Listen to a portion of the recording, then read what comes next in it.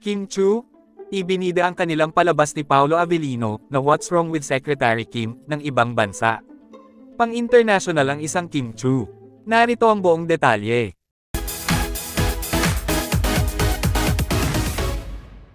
Sa naging recent Instagram story ni Kim Chu, ay laking pasasalamat niya sa View Thailand dahil ibinida nga nila sa kanilang official social media account ang newest View original Philippine adaptation of What's Wrong with Secretary Kim, na pinagbibidahan nga ng isa sa mga hottest love teams ngayon, ang Kim Pao, na sina Kim Chu at Paolo Avellino. Ayon nga sa post na View Thailand, a trusted secretary handed over a resignation letter to a narcissistic boss, whom she worked with for 9 years, turning the whole world of the top executive upside down. When the boss tries to stop the secretary from quitting, an unexpected romance blossoms between the two.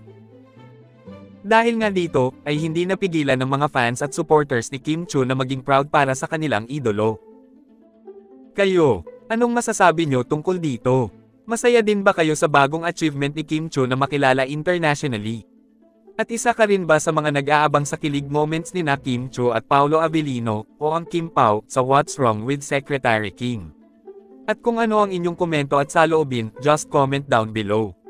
Thank you for watching and see you on my next one.